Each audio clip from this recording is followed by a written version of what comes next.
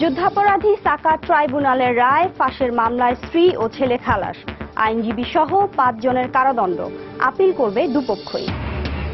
লন্ডনে যাত্রাবিরতি শেষে কানাডার পথে প্রধানমন্ত্রী শেখ হাসিনা অংশ নেবেন বিভিন্ন কর্মসূচিতে। জাতিসংঘের সাধারণ পরিষদে ভাষণ 21শে সেপ্টেম্বর। লক্ষ্যমাত্রা পূরণ হওয়ার নতুন করে চামড়া কিনছেন না ট্যানারি মালিকরা, কম দাম হওয়ায় রাস্তায় চামড়া ফেলে গেছেন অনেকেই। 48 ঘন্টার আগেই রাজধানীর বর্জ্য অপসারণের দাবি 2 মেয়রের। ভবিষ্যতে আরও পরিকল্পিতভাবে করার প্রতিশ্রুতি। পরিচ্ছন্নতায় খুশি নগরবাসী। এবং অমানবিক নির্যাতনের শিকার চাঁদপুরের গৃহকর্মী শিশু জান্নাত আশঙ্কাজনক অবস্থায় হাসপাতালে ভর্তি, গৃহকর্তা সহ আটক 2।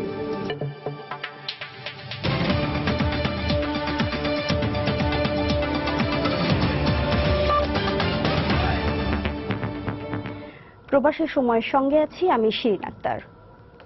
যুদ্ধাপরাধী সালাউদ্দিন কাদের চৌধুরীর বিরুদ্ধে ট্রাইব্যুনালের রায় ফাঁসের মামলায় 5 জনকে বিভিন্ন মেয়াদে কারাদণ্ড দেওয়া হয়েছে। তবে খালাস পেয়েছেন সাকা চৌধুরীর স্ত্রী ও ছেলে। বৃহস্পতিবার দুপুরে বাংলাদেশ সাইবার ক্রাইম ট্রাইব্যুনালের বিচারক KM শামসুল আলম এ রায় ঘোষণা করেন। রায় ঘোষণার আগে ট্রাইব্যুনালে হাজির হন সাকা চৌধুরীর স্ত্রী ফরহাদ কাদের চৌধুরী। কারাগার থেকে মামলার অপর 4 আসামিকে আদালতে হাজির করে পুলিশ। মামলার অন্য 2 আসামি সাকার ছেলে সহ মেহেদীকে পলাতক দেখিয়ে রায় ঘোষণা করেন আদালত। নয়ন আলী এবং ফারুক হোসেনকে 7 বছর করে সাজা দিয়েছেন। ব্যারিস্টার KM ফখরুল ইসলাম পেনড্রাইভের মাধ্যমে এই রায়টা পাচার করার ক্ষেত্রে সহযোগিতা করার কারণে বিজ্ঞ আদালত তাকে সর্বোচ্চ শাস্তি 10 বছর এবং 1 কোটি টাকা জরিমানা করেছেন। সালাউদ্দিন কাদের চৌধুরীর স্ত্রী এবং ছেলে তার কোনো সম্পৃক্ততা এবং তাদের বিরুদ্ধে কোনো সাক্ষী বিজ্ঞ আদালতে প্রচার না করায় বিজ্ঞ আদালত তাদেরকে খালাস দিয়েছেন। গত 4 আগস্ট মামলার যুক্তিতর্ক শেষে আদালত ত্যাগের সময় সামনের রাস্তা থেকে সাকার ছোট ছেলে হুম্মাম কাদের চৌধুরীকে ডিবি পরিচয়ে অপহরণ করে বলে অভিযোগ করেন তার আইনজীবী। এদিকে 5 জনকে বিভিন্ন মেয়াদে সাজা দেয়ায় ক্ষোভ প্রকাশ করেছেন আসামিপক্ষের আইনজীবী। তবে রায়ে উভয় পক্ষ অসন্তোষ প্রকাশ করে উচ্চ আদালতে আপিল করবেন বলে জানান। আসামি মনে করেন যে এই জাজমেন্টটি সম্পূর্ণ পলিটিক্যাল জাজমেন্ট হয়েছে, এটা জুডিশিয়াল কোনো জাজমেন্ট হয়নি।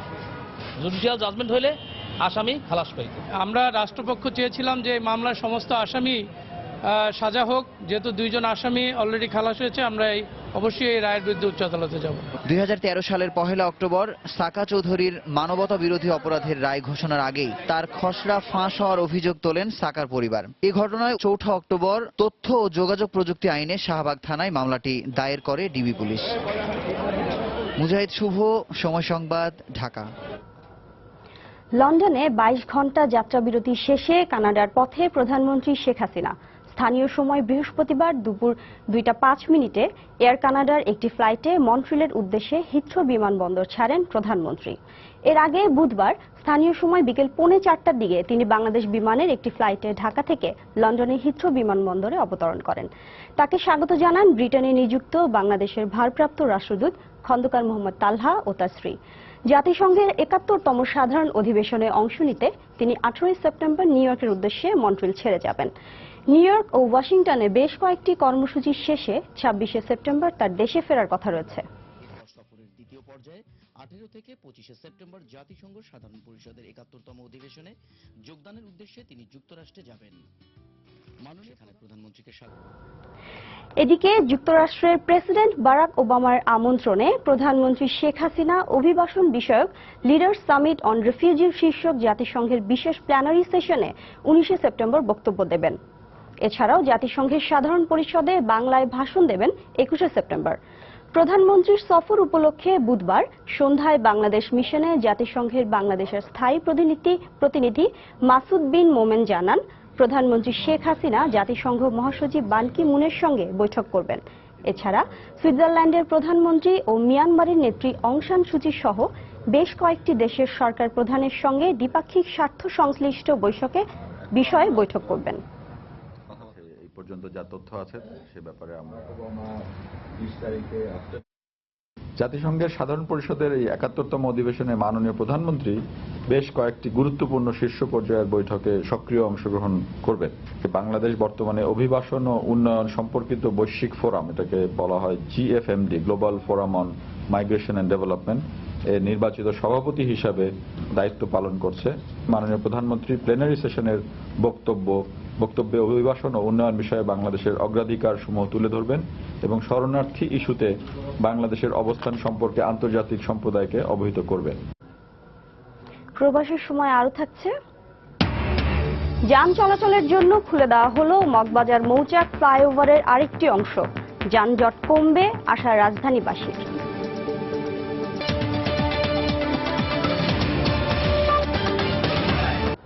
কোরবানির তৃতীয় দিনেই রাজধানীতে চামড়া কেনার লক্ষ্যমাত্রা পূরণ হওয়ার দাবি করেছেন ট্যানারি মালিকরা।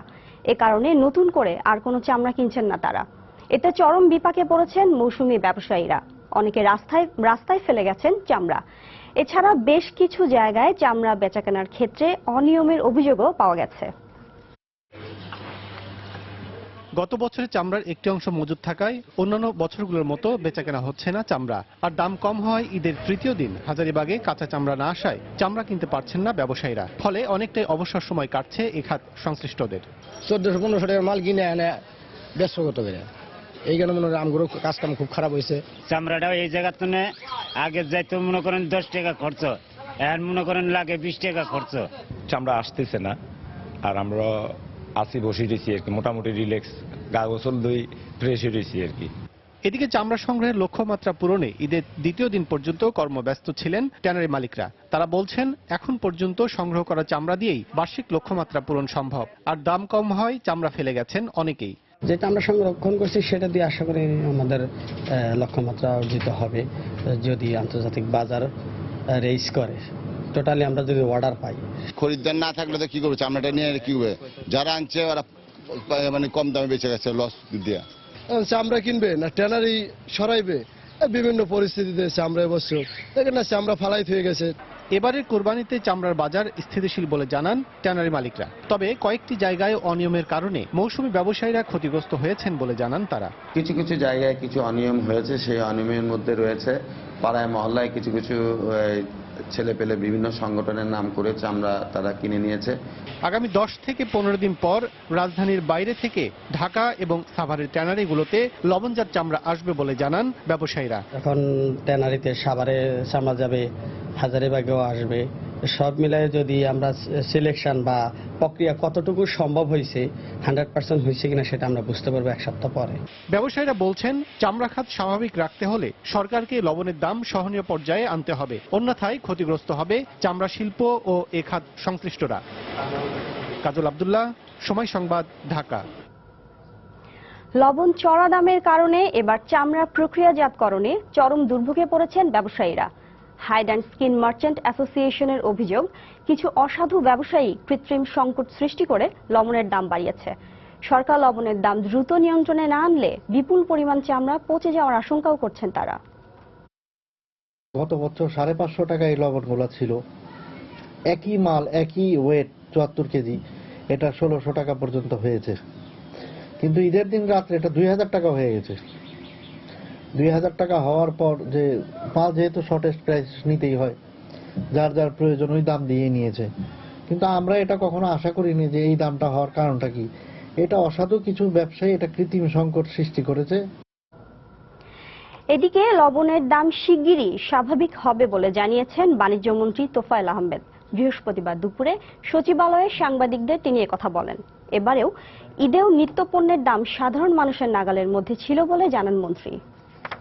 বাণিজ্য মন্ত্রণালয় লবণ আমদানি করার জন্য আগ থেকেই আমাদের প্রচেষ্টা ছিল, এবং ঈদের আগে আমরা 1.5 লক্ষ টন এসে গেছে। তারপর আবার ঈদের 3-4 দিন আগে আরো 1 লক্ষ টন। আমার মনে হয় যে লবণের দাম এখন স্বাভাবিক হয়ে যাবে। তবে যেইভাবে বেড়েছিল সেটা 4 টাকা কিন্তু তখনই কমেছে। এটা তো মুক্তবাজার অর্থনীতি, আমরা তো সবকিছু নিয়ন্ত্রণ করি না বা করা উচিত না। এটা স্বাভাবিক গতিতে এগুলি চলবে।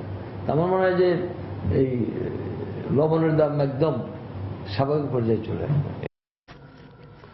চামড়া প্রক্রিয়াজাতের জন্য সাভারের চামড়া শিল্প নগরী এখনো পুরোপুরি প্রস্তুত নয়, এমন অভিযোগ করে ট্যানারি মালিকরা বলছেন চাহিদা মতো গ্যাস, বিদ্যুৎ ও পানি সহ আনুষঙ্গিক সুযোগ সুবিধা পাচ্ছেন না তারা।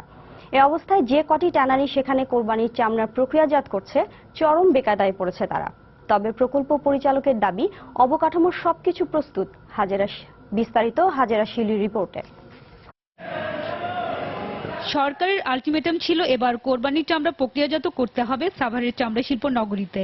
এই অবস্থায় অনেকটা চাপে পড়ে গুটি কয়েক ট্যানারি চামড়া নিয়ে গেছে সাভারে। তবে এসব চামড়া এখন লবণ দিয়ে সংরক্ষণ করা হলেও অধিকাংশই পরে প্রক্রিয়াজাত করতে আবার ফেরত আনা হবে হাজারীবাগে, এমনটাই জানালেন ট্যানারি কর্মকর্তা। সরকারের চাপেও কোম্পানিরা এখানে চামড়া নিতে বাধ্য, কিন্তু এই চামড়াটা আমরা এখানে প্রসেসিং করবো না। লবণটা ইয়ে করতেছি আমরা, যে এখানে আমরা চামড়া উঠেছি তার একটা প্রমাণ, কিন্তু এখানে যে আমাদের কস্টিং খরচটা তার ডাবল আসবে। এখানে প্রসেসিং করার মতো এখনো কোনো ইয়ে হয়নি আমাদের। ট্যানারি মালিকদের অভিযোগ, নানা সমস্যার পাশাপাশি অধিকাংশ ট্যানারি গ্যাস ও নিজস্ব সাবস্টেশনের জন্য বিদ্যুৎ পায়নি এখনো। এতে সাভারে কিছু চামড়া ওয়েট ব্লু করা গেলেও অধিকাংশ প্রক্রিয়াজাত করতে হচ্ছে হাজারীবাগে। এখনো গ্যাস আসে নাই, কারণ ড্রাই করতে গেলে গ্যাসের প্রয়োজন আছে। তারপর আপনার ইলেকট্রিসিটি ফুল প্রিপেয়ার্ডলি হয় নাই। ট্রেন দিয়ে ময়লা পানি যাওয়ার মতো এখনো টোটালি সরকারের কাজ কমপ্লিট হয় নাই। যদি কন্টিনিউ আমি এখানে কাজ করতাম, সমস্ত সুবিধা পাইতাম, তাহলে তো আমার এত কস্টিং বাড়তো না। এখন আমার দুনো দিকে কস্টিং হচ্ছে। সরকার চাচ্ছে যে ওয়েট ব্লুটা এখানে কমপ্লিট আপনারা করেন, আমরা এখানে ওয়েট ব্লুটা করতেছি। যদি এখানে ওয়েট ব্লু করি তাহলে আমার এখানে জরিমানাটা মাফ হবে। তবে ভিন্ন কথা বলছেন প্রকল্প পরিচালক, তার দাবি সবকিছু প্রস্তুত আছে। ওনারা যে ইলেকট্রিসিটি না নিয়ে থাকে তাহলে তারা, আমি তো জানি না, হাজারীবাগ তো নেওয়ার কোনো ইয়া নেই। দুইটা পাইপলাইন এনে আছে, একটা আছে ক্রোম পাইপলাইন, একটা আছে ইনফ্লুয়েন্ট পাইপলাইন। ওরা যেভাবে যখন প্রসেস করবে তখন আমাদের পাইপলাইন দিয়ে দিবে, আমরা সেটা নিয়ে নিব। পানি সব আছে, এভরিথিং ইজ ওকে। এক দশকের বেশি সময় ধরে সাভারের ধলেশ্বরী নদীর তীরে চলছে পরিকল্পিত চামড়া শিল্পনগরী গড়ে তোলার কাজ। অবকাঠামোর কাজ পুরো শেষ না হলেও হাজারীবাগ থেকে সাভারে ট্যানারি স্থানান্তরের জন্য একাধিকবার সময় বেঁধে দেয় সরকার। নিষিদ্ধ করা হয় হাজারীবাগে চামড়া প্রবেশ। এই অবস্থায় 155টি ট্যানারির মধ্যে 30টি ট্যানারির অবকাঠামো নির্মাণের কাজ প্রায় শেষ পর্যায়ে রয়েছে। হাজারী শিউলি, সময় সংবাদ, ঢাকা। অমানবিক নির্যাতনের শিকার হয়েছে চাঁদপুরের হাইমচরের 9 বছর বয়সী শিশু গৃহকর্মী জান্নাত। আশঙ্কাজনক অবস্থায় তাকে চাঁদপুর জেনারেল হাসপাতালে ভর্তি করা হয়েছে। এই ঘটনায় গৃহকর্তা সহ 2 জনকে আটক করেছে পুলিশ। ফারুক আহমদের পাঠানো তথ্য ও ছবি নিয়ে ডেস্ক রিপোর্ট।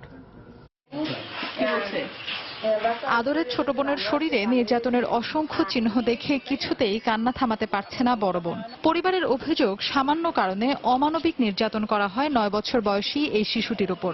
1 বছর আগে পরিচিত মোস্তফা সর্দার নামে এক ব্যক্তির মাধ্যমে জান্নাত নামের এই শিশুটিকে গাজীপুরের জয়দেবপুর মিউনিসিপাল এলাকার ওমর ফারুক মনি বেগম দম্পতির বাড়িতে গৃহকর্মী হিসেবে পাঠানো হয়।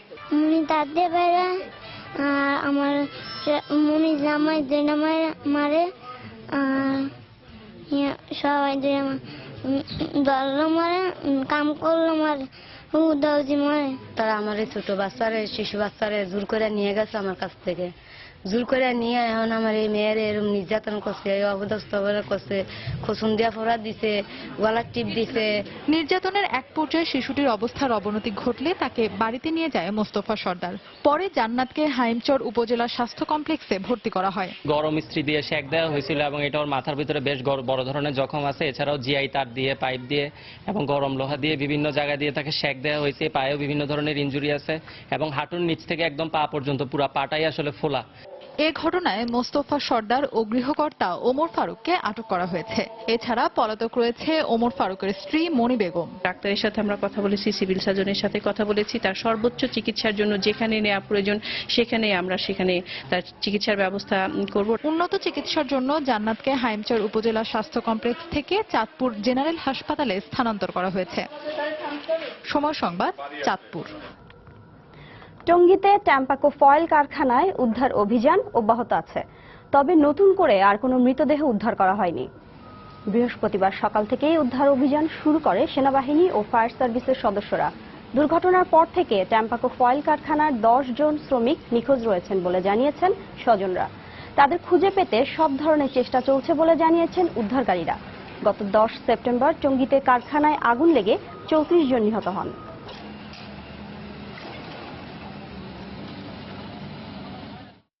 সিটি কর্পোরেশনের পক্ষ থেকে আমাদের নিরাপত্তা কর্মী, আমাদের ড্রাম ট্রাক, পেলোডার সহ এক্সকেভেটর সহ আমরা আমাদের যতটুকু লজিস্টিক সাপোর্ট যেগুলো রয়েছে সেগুলি দিয়ে আমরা সহযোগিতা করে যাচ্ছি। যে অফিস বিল্ডিংটা, এটার নিচে কিছুটা গন্ধ পাওয়া যাচ্ছে, হয়তো এখানেও কিছু লাশ থাকতে পারে।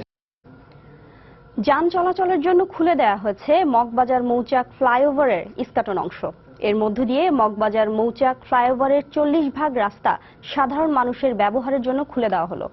বৃহস্পতিবার মগবাজার মোড় থেকে ওয়্যারলেস পর্যন্ত এ অংশের উদ্বোধন করেন এলজিআরডি মন্ত্রী খন্দকার মোশাররফ হোসেন। একই সঙ্গে বেগুনবাড়ি থেকে মৌচাক পর্যন্ত লিংক রোডও যান চলাচলের জন্য খুলে দেওয়া হয়েছে। এবার যান চলাচলের জন্য খুলে দেওয়া হলো মগবাজার মোড় থেকে ওয়্যারলেস পর্যন্ত স্কাটনের এই অংশটি। প্রকল্পের এই প্যাকেজের কাজের উদ্বোধন করেন এলজিআরডি মন্ত্রী। মগবাজার মালিবাগ মৌচাক এলাকার যানজট নিরসনে 2013 সালের 16 ফেব্রুয়ারি ভিত্তিপ্রস্তর স্থাপনের মধ্য দিয়ে শুরু হয় মগবাজার মৌচাক ফ্লাইওভার নির্মাণ প্রকল্প। 2016 সালের 30 মার্চ প্রধানমন্ত্রী শেখ হাসিনা উদ্বোধন করেন 7 রাস্তা মোড় থেকে মগবাজার হয়ে হলি ফ্যামিলি পর্যন্ত অংশটি। এই অংশটি যান চলাচলের জন্য খুলে দেওয়ায় সন্তুষ্টি জানিয়েছেন স্থানীয় বাসিন্দা সহ সাধারণ মানুষ। মগবাজার ওয়্যারলেসের যে প্রবলেমটা ছিল, যে সমস্যাটা ছিল, সেই সমস্যা থেকে আমরা মুক্ত পেলাম আর কি। নিজ জায়গায় এখান থেকে কোথায় গাড়ি চলবে, অনেক জায়গা কমবে আমার জন্য খুব সুবিধা হচ্ছে। মগবাজার রোডটা অনেক জাম, এখন ওভারব্রিজটা দিছে, যাইতে আমাদের খুব ভালো হবে। এদিকে এলজিআরডি মন্ত্রী উদ্বোধন শেষে সাংবাদিকদের সাথে কথা বলেন। এটা দৈর্ঘ্য 1 কিলোমিটার, আর এরপরে 5টা আমরা জুন মাসে জুলাই মাসের মধ্যে সামনের বছর আমরা করতে ইনশাআল্লাহ সক্ষম হব। ট্রাফিক নিয়ম ভেঙে উল্টো পথে সংসদ সদস্য, মন্ত্রী ও মিডিয়ার গাড়ি চলায় যানজট তৈরি হয়। গণমাধ্যমে সরকারের মন্ত্রিসভার কিছু সদস্যের করা মন্তব্যকে ব্যক্তিগত মতামত হিসেবে উল্লেখ করেন খন্দকার মোশাররফ হোসেন। আমি একটা ফ্ল্যাট নিয়ে চলি, শত চেষ্টা করলেও আমি উল্টে দিকে যাওয়ানো বন্ধ করতে পারি না। অন্য কেউ যদি মনে করেন একটা গাড়ি গেলেই এটা হয়তো পাবলিসিটি স্ট্যান্ড। সাদিকুর রহমান, সময় সংবাদ, ঢাকা। প্রবাসের সময় আরো থাকছে। ইংল্যান্ড ক্রিকেট দলের বাংলাদেশ সফরকে সামনে রেখে স্টেডিয়াম এলাকায় থাকবে কঠোর নিরাপত্তা। অপ্রীতিকর ঘটনা এড়াতে থাকছে বিশেষ ব্যবস্থা।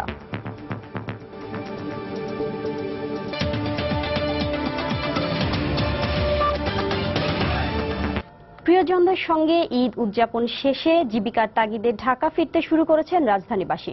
অন্যদিকে ঈদের তৃতীয় দিনেও অনেকে ছুটছেন গ্রামের দিকে। বৃহস্পতিবার সকালে রাজধানীর কমলাপুর রেল স্টেশনে বেশ ভিড় ছিল গ্রাম ফেরত মানুষের। একই চিত্র দেখা গেছে মহাখালী, গাবতলী, সায়দাবাদ সহ রাজধানীর বিভিন্ন বাস স্ট্যান্ডগুলোতে। সবখানেই যাত্রীদের চোখে মুখে ছিল প্রিয়জনদের সান্নিধ্যে উৎসব উদযাপন শেষে নিরাপদে ঢাকা ফেরার তৃপ্তি। এদিকে ঈদ শেষে অনেকে ঢাকা ছাড়ছেন, কেউ কেউ ছুটছেন গ্রামের বাড়িতে, আবার কেউ কেউ ঈদের ছুটিতে অবকাশ যাপনে। লঞ্চের তুলনায় ট্রেন ও বাসে এসব মানুষের ভিড় ছিল বেশি। ঈদের পর ঝক্কিবিহীন আরামদায়ক ভ্রমণ করতে পারায় তারা সবাই সন্তোষ প্রকাশ করেছেন।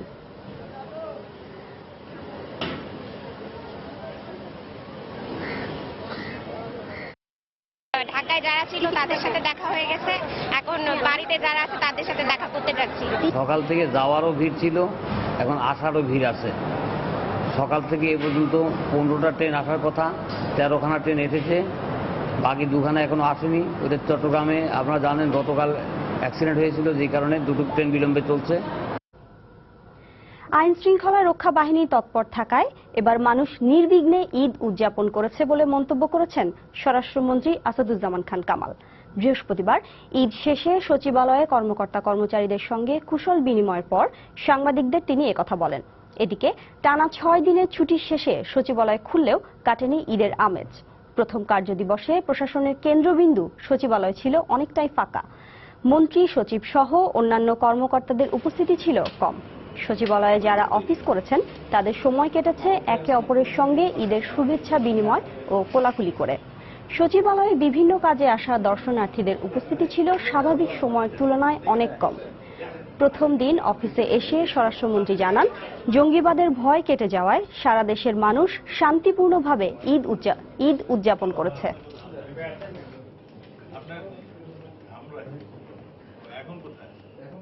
গোয়েন্দা বাহিনীর অত্যন্ত তৎপর ছিলেন যাতে ঈদুল ফিতরের মতো আর ঘটনা না ঘটে, এবং আইন শৃঙ্খলা বাহিনী তাদের কাজগুলি করেছেন। তাদের তৎপরতা সর্বোপরি দেশের জনগণ সবারই সজাগ ছিলেন যে কোনো জায়গায় কোনো ধরনের কিছু হলেই তারা আইন শৃঙ্খলা বাহিনীকে খবর দিয়েছেন এবং এখনো দিচ্ছেন। সিকিউরিটি অ্যালার্ট বলে কিছু নেই, সিকিউরিটি থ্রেট বলে কিছু নেই। এগুলো মাঝে মাঝে চেষ্টা করে মানে কিছু একটা ঘটনা ঘটানোর জন্য, সেজন্য আমাদের আইন শৃঙ্খলা বাহিনী, আমাদের গোয়েন্দা বাহিনীরা তৎপর রয়েছেন। ঈদ উল আজহা শান্তিপূর্ণভাবে সারা বাংলাদেশের মানুষ উদযাপন করেছেন। ঈদের তৃতীয় দিনও রাজধানীর কিছু কিছু এলাকায় কোরবানির বর্জ্য অপসারণ করতে দেখা গেছে। বুধবারও পশু কোরবানি হওয়ায় এই কাজ চলছে বলে জানিয়েছে সিটি কর্পোরেশন। এদিকে এবছর 48 ঘন্টার আগেই বর্জ্য অপসারণ করা হয়েছে বলে দাবি করেছেন ঢাকার 2 মেয়র। সিটি কর্পোরেশনের এই উদ্যোগে সন্তুষ্ট নগরবাসীও। বিস্তারিত ফেরদৌস লিপির রিপোর্টে। বৃহস্পতিবার সকালে রাজধানী জোড়াপুকুর এলাকা দৃশ্য এটি। কোরবানি ঈদের তৃতীয় দিনেও চলছে সিটি কর্পোরেশনের পরিচ্ছন্নতা অভিযান। কোরবানির বর্জ্য অপসারণ শেষ হলেও কিছু কিছু এলাকায় বুধবার পশু কোরবানি হওয়ায় এসব বর্জ্য অপসারণ চলছে বলে জানালেন কর্পোরেশনের পরিদর্শক। 100% ক্লিয়ার করে দিচ্ছি। আমার ওয়ার্ডের ভিতরে কিচ্ছু নাই কোরবানির বর্জ্য। ওয়ার্ডের যত লেবার আছে সবাই তারা নিজের উদ্যোগে যার যার এলাকা সুন্দরভাবে পরিষ্কার করছে। অন্যান্য বছরের তুলনায় এবার সিটি কর্পোরেশনের কাজে সন্তোষ প্রকাশ করেন নগরবাসী। এবারে সিটি কর্পোরেশনের উদ্যোগে যে ব্যবস্থা নেওয়া হয়েছে তাতে আমরা সন্তুষ্ট। আমার দৃষ্টিতে 75% ইজ ক্লিন অলরেডি, এবং আশা করতেছি যে আজকের মধ্যে বাকিটা হয়তো শেষ হয়ে যাবে। এদিকে নগর ভবনে আয়োজিত সংবাদ সম্মেলনে দক্ষিণের মেয়র দাবি করেন বেঁধে দেওয়া 48 ঘন্টার মধ্যেই কোরবানির সব বর্জ্য অপসারণ করা সম্ভব হয়েছে। কোরবানির বর্জ্য ব্যবস্থাপনাতে শতকরা 100% আমরা 48 ঘন্টার আগেই আমাদের এই শহর পরিষ্কার করতে সক্ষম হয়েছি। ঈদের দিন শান্তিনগর এলাকায় কোরবানি পশুর রক্ত ও বৃষ্টিতে জলাবদ্ধতা আর ভোগান্তির জন্য দুঃখ প্রকাশ করে সাইদ খোকন বলেন, ভবিষ্যতে এই ধরনের অনাকাঙ্ক্ষিত পরিস্থিতির ব্যাপারে সতর্ক থাকবেন। আশেপাশে বাড়িঘরে যাতে যদি জলাবদ্ধতা হয়ে যায় তাদেরকে সেই সময় কোরবানি থেকে বিরত রাখার জন্য আমাদের চেষ্টাটুকু থাকবে। এছাড়া উত্তর সিটি কর্পোরেশনও গতবারের চেয়ে বেশি পরিষ্কার বলে দাবি করেন মেয়র আনিসুল হক। আমরা চেষ্টা করছি যে আস্তে আস্তে এই কোরবানিগুলোকে নির্দিষ্ট জায়গায় আনার।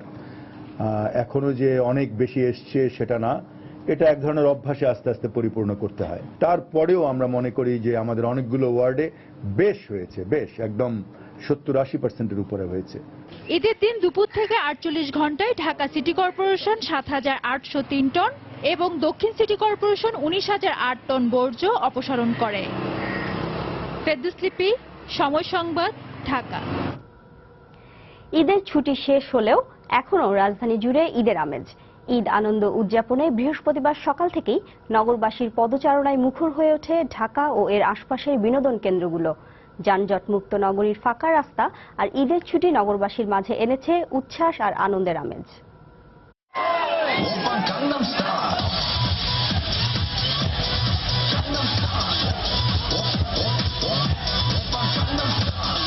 কর্মব্যস্ত জীবনে ঈদ উল আজহার ছুটি যেন নিয়ে এসেছে এক টুকরো প্রশান্তি। প্রিয়জনের সঙ্গে সময় কাটানোর এই তো সময়। এই ছুটিকে আরো বেশি আনন্দময় করে তুলতে পরিবার পরিজন আর প্রিয়জনদের সঙ্গে ঘুরতে বের হন শিশু, তরুণ তরুণী সহ সব বয়সী মানুষ। রাস্তাঘাট ফাঁকা থাকায় বেড়ানোর এক অন্য অনুভূতির স্বাদ পেয়েছেন নগরবাসী। আর তাই রাজধানীর আশেপাশের পার্কগুলো জমজমাট ছিল মানুষের পদচারণায়। নেচে গেয়ে অবসর সময়টুকু উপভোগে ব্যস্ত সবাই। ছিল রোমাঞ্চকর নানা রাইডে চড়ার আনন্দ। এই জায়গায় অনেক আনন্দ লাগছে, আমি গোসল করতে পারছি, অনেক ভালো লাগছে আমার। আমি এখানে আমার আম্মু আব্বুর সাথে আসছি, অনেক মজা করছি। দর্শনার্থীদের নিরাপত্তা রক্ষায় সব ধরনের ব্যবস্থা নেওয়ার কথা জানায় আইন শৃঙ্খলা রক্ষা বাহিনী। We are in police service. It's our sacred duty to ensure the safety and security of public life and also their property. রাজধানীতে বসে নিজের শিশুটিকে প্রাণী জগতের সঙ্গে পরিচয় করিয়ে দেওয়ার সুযোগটা হাতছাড়া করেননি অনেকেই। আর তাই চিড়িয়াখানাতেও ছিল বেশ ভিড়। ভালুক সব দেখি, বানর, হরিণ, জিরাফ ইত্যাদি। অনেক ভালো লাগলো, এই প্রথম আসছি। সিংহ আগে দেখছি, বাঘ আগে দেখিনি। রিয়েল লাইফ দেখা আর ওই যে টেলিভিশনে দেখা, এটা তো আর এক হতে পারে না। একটু বেশি আনন্দ পাইতাম যদি সবগুলো প্রাণী থাকতো। আমি আমার বাবার সাথে এখানে এসেছি, তো আমি একটা রাইড করেছি প্লেনের, এতক্ষণ ধরে খাওয়া দাওয়া হলো। আবহাওয়া ভালো থাকায় হাতির ঝিলের নান্দনিক সৌন্দর্য উপভোগ করতে নগরবাসী সেখানে ভিড় জমায় বিকেলে। ঢাকা শহরে খোলামেলা জায়গা তো নেই, তো তো বাচ্চাদের নিয়ে এখানে ঘুরতে আসছি আর কি। এখানে তো প্রাকৃতিক সৌন্দর্য আছে, তো অন্য কোথাও তো প্রাকৃতিক নাই, এই জন্য আসলে বেসিক্যালি এখানে আসা। কোলাহলমুক্ত নগরীতে খোলা আকাশে শ্বাস নিতে পেরে খুশি এখানে আসা শিশুরাও। হাতের জিনিস আমার খুবই ভালো লেগেছে। আমার এখানে ঈদ ভালো কেটেছে। এখন আমি বাবা মার সাথে এসেছি এবং ভাই বোনের সাথে, আমার পরিবারের সাথে এসেছি। এখানে অনেক ভালো লাগছে। আকাশের নতুন চাঁদ আর পানিতে ঝলমল করছে তারই অবয়ব। এমন মনোরম পরিবেশ নগরবাসীর ঈদ আনন্দে যোগ করেছে নতুন মাত্রা। পারমিতা হিম, সময় সংবাদ, ঢাকা। এদিকে পর্যটকদের পদভারে মুখরিত বিশ্বের দীর্ঘতম সমুদ্র সৈকত কক্সবাজার। ঈদের ছুটি কাটাতে সাগর সৈকতে ভিড় করল লাখো পর্যটক। উচ্ছ্বাস আর আনন্দে সাগরের নীল জলরাশিতে ভাসছেন সবাই। পর্যটকদের নিরাপত্তায় রয়েছে লাইফগার্ড কর্মী ও টুরিস্ট পুলিশ। সুজাউদ্দিন রুবেলের তথ্য ও মোহাম্মদ ফরাজের ছবি নিয়ে ডেস্ক রিপোর্ট। ঈদের ছুটি কাটাতে বিশ্বের দীর্ঘতম সমুদ্র সৈকত কক্সবাজারে ভিড় করছেন লাখো পর্যটক। সৈকতের 5 কিলোমিটার এলাকায় তিল ধরনের ঠাঁই নাই। গত দুদিনের তুলনায় বৃহস্পতিবার সকাল থেকে সৈকতের সব পয়েন্টে পর্যটক বেড়েছে দ্বিগুণ। নগর জীবনের যান্ত্রিকতা থেকে দূরে নীল সাগরের জলরাশিতে উচ্ছ্বাস আর আনন্দে মেতেছেন ভ্রমণ পিপাসুরা। তাদের উল্লাসে পুরো সাগর তীর যেন মুখরিত। কক্সবাজারেই বেশি আসা হয় ঈদের ছুটিটা, তো অনেক ভালো লাগে। ঈদের পরবর্তীতে এটাই আমাদের আর কি ভ্যাকেশন টাইম, দ্যাটস ওয়াই ফ্যামিলিকে নিয়ে এসেছি। আমাদের খুবই মজা লাগছে, যা বলায় প্রকাশ করা যাবে না। যান্ত্রিক জীবন থেকে এখানে আসলে মনে হয় যে ও শান্তি শান্তি শান্তি। অনেকদিন পর আসা, ভালো লাগতেছে। ঈদে অনেক মানুষ, অনেক মজা। পর্যটকের নিরাপত্তা দিতে নিয়োজিত রয়েছে লাইফগার্ড কর্মী ও টুরিস্ট পুলিশ। লাইফগার্ডের মোট 50 জন, অর্ধশতাধিক লাইফগার্ড পর্যটকদের নিরাপত্তা সেবায় এখানে কাজ করতেছে। রাতের বেলায় যদি পর্যটক মুভ করতে পারে সেই ধরনের ব্যবস্থা আমাদের আছে। মোট কথা পর্যটকের সার্বিক নিরাপত্তায় আমরা সর্বদা প্রস্তুত আছি। শুধু কক্সবাজার সমুদ্র সৈকত নয়, ইনানির পাথুরে সৈকত, হিমছড়ির ঝর্ণা, দুলহাজরা সাফারি পার্ক সহ জেলার পর্যটন স্পটগুলোতে ভিড় করছেন পর্যটকরা। সময় সংবাদ, কক্সবাজার। ঈদের ছুটিতে জমে উঠেছে নারায়ণগঞ্জের সোনারগাঁয়ের লোক ও কারুশিল্প ফাউন্ডেশন জাদুঘর। শিল্পাচার্য জয়নুল লোক ও কারুশিল্প জাদুঘরকে সাজানো হয়েছে অষ্টাদশ ও ঊনবিংশ শতাব্দীর নানা প্রাচীন নিদর্শন দিয়ে। পাশাপাশি ঈশা খাঁর আমলের বড় সর্দার বাড়ির পুরনো ভবনটিকে নতুন আঙ্গিকে সাজানো হচ্ছে। প্রত্নতত্ত্ব অধিদপ্তরের অধীনে সংস্কার কাজ চলছে ঐতিহাসিক পানামা নগরীরও। প্রাচীন এসব নিদর্শন দেখে মুগ্ধ দর্শনার্থীরা। আব্দুল্লাহ আল মামুনের ছবি ও শওকত আলী সৈকতের তথ্য নিয়ে ডেস্ক রিপোর্ট। ঈদের ছুটিতে হাজার হাজার মানুষের পদচারণায় মুখরিত নারায়ণগঞ্জের সোনারগাঁওয়ের লোক ও কারুশিল্প ফাউন্ডেশন জাদুঘর। শিল্পাচার্য জয়নুল লোক ও কারুশিল্প জাদুঘরকে সাজানো হয়েছে অষ্টাদশ ও ঊনবিংশ শতাব্দীর নানা প্রাচীন নিদর্শন দিয়ে। তামা, কাঁসা ও পিতলের তৈরি নানা ধরনের ঐতিহাসিক নিদর্শন ছাড়াও নকশা খচিত কাঠের তৈরি ঘরবাড়ি, সিন্দুক, পালং ও পালকির সৌন্দর্য দেখে মুগ্ধ দর্শনার্থীরা। সংস্কৃতি এবং ঐতিহ্য সবকিছুই মিউজিয়ামে সব সুন্দরভাবে ফুটিয়ে তুলেছে। অনেক সুন্দর কালেকশন আছে এবং জিনিসগুলো দেখে খুব ভালো লেগেছে। জাদুঘরের বাইরে রয়েছে হরেক রকমের হস্তশিল্পের পসরা সাজানো বেশ কয়েকটা স্টল।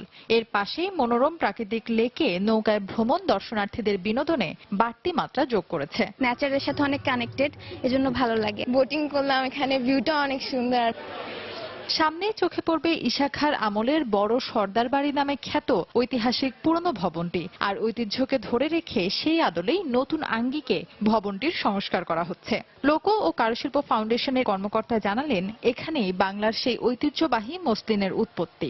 মুসলিম সেই শাড়ি কিন্তু একটা রিংয়ের ভেতর দিয়ে পার করা যেত। শুধু তাই নয়, একটা দেশলাইয়ের বাক্সে ভাঁজ করে শাড়িটি রাখা যেত। সেটা কিন্তু অতীত ইতিহাস, প্রায় 600 বছর আগের ইতিহাসের কথা বলছি। তখনই কিন্তু সারা পৃথিবীতে সোনারগাঁ পরিচিত ছিল। জাদুঘর দেখে দর্শনার্থীরা ছুটছেন ঈশা খাঁর আমলের প্রাচীন বাংলার রাজধানী ঐতিহাসিক পানাম নগরীতে।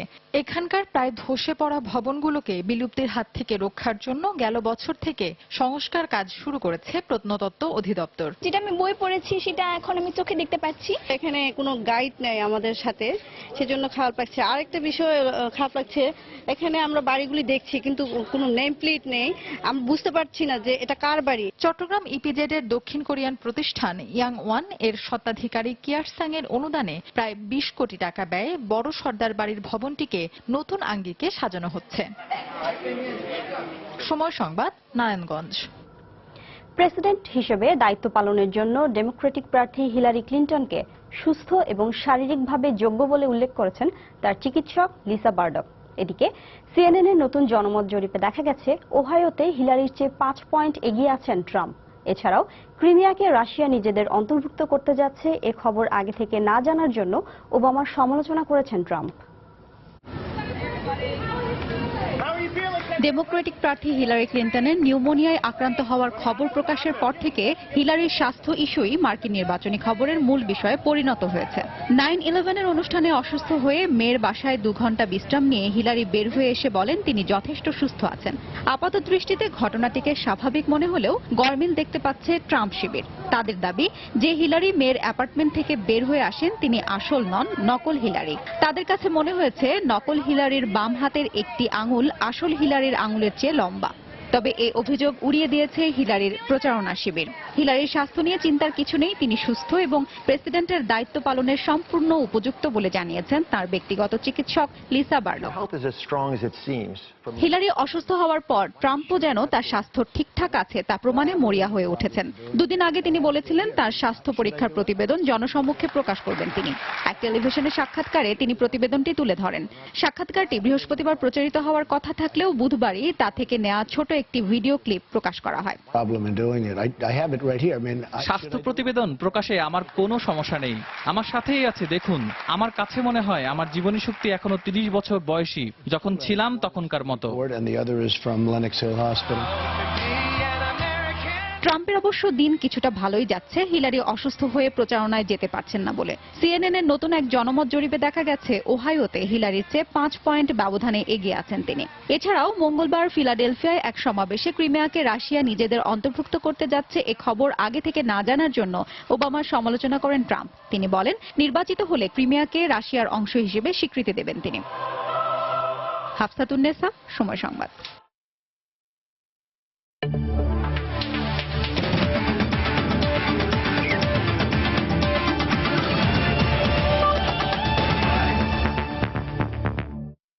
এবারে খেলার খবর। ইংল্যান্ড ক্রিকেট দলের আসন্ন বাংলাদেশ সফরকে সামনে রেখে পুরো স্টেডিয়াম এলাকার নিরাপত্তা ব্যবস্থা জোরদার করা হয়েছে। সঙ্গে যে কোনো ধরনের অপ্রীতিকর ঘটনা প্রতিরোধে নেওয়া হবে বিশেষ ব্যবস্থাও। এছাড়া আলাদা নিরাপত্তা দেওয়া হবে খেলোয়াড়দের হোটেলে ও মাঠে আসার পথে। এসব তথ্য জানিয়েছেন বিসিবি পরিচালক সাজ্জাদুল আলম ববি। সবকিছু চূড়ান্ত। 2টি টেস্ট ও 3টি ওয়ানডে খেলতে আগামী 30 সেপ্টেম্বর বাংলাদেশে আসবে ইংল্যান্ড জাতীয় ক্রিকেট দল।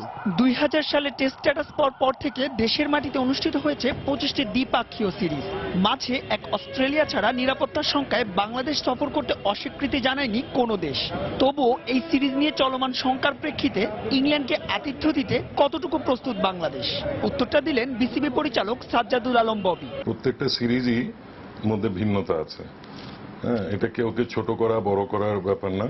এখানে জিম্বাবুয়ে আসলে একরকম হবে, আফগানিস্তান আসলে একরকম। টাইম টু টাইম কিছু পরিস্থিতি এবং কিছু দলের বিষয়টা মাথায় রেখে কিছু কিছু জিনিস অ্যাডিশন হয়, কিছু কিছু জিনিস ডিলিশন হয়।